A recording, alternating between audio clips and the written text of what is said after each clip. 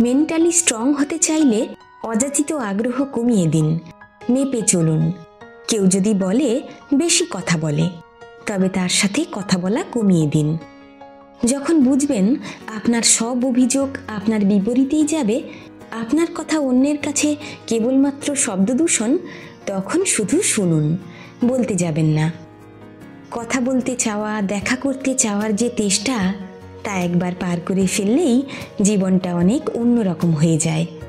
ভয়ঙ্কর কথা বলার ইচ্ছেরা গলাকে আঁকড়ে ধরে না। একসাথে পথ চলার ইচ্ছের দায় যে আপনার একার নয়, এটা বুঝে গেলেই ঘ্যান ঘ্যানে ভাবটা চলে যাবে। তাকে ভালোবাসি কিন্তু একসাথে থাকতে চাই না, কারো প্রতি এই রকমভাবে আগ্রহ চলে যাবার মতো কঠিন আর কিছু নেই। আগ্রহ চলে গেলেই হলেই হলো, এমন একটা ভাব নিয়ে দিব্যি ঘুরে বেড়ানো যায়। কে কি বলল, কে কি ভাবলো, এগুলো নিয়ে বিরাট রকমের মাথা ব্যথা আর হয় না। মনে হয় যে যেটা জানে জানুক, সমস্যা নেই, কেউ আমার লাইফটা লিড করছে না।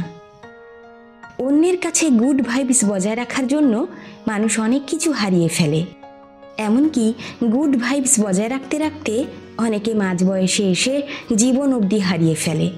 আর যারা জীবন হারায়নি, তারা নিজেকে গুছিয়ে নেবার অদম্য প্রয়াস করতে করতে হাঁপিয়ে গিয়েও হাল ছাড়ে না। নিজের মধ্যে প্রচণ্ড পজিটিভিটি আনতে আনতে একটা সময় টের পাবেন আপনার চারপাশটা নেগেটিভিটিতে ভরে গেছে। পজিটিভ মানুষ যেমন দেখতে সুন্দর, তেমনি তার স্ট্রাগল বেশি। অনুভূতি দিয়ে কিচ্ছু হয় না, মনের ভাব প্রকাশের জন্য শব্দ প্রয়োজন, বাক্য প্রয়োজন। ছোটবেলার পড়া এই সহজ ব্যাকরণটা এইবারে আয়ত্ত করে নিন।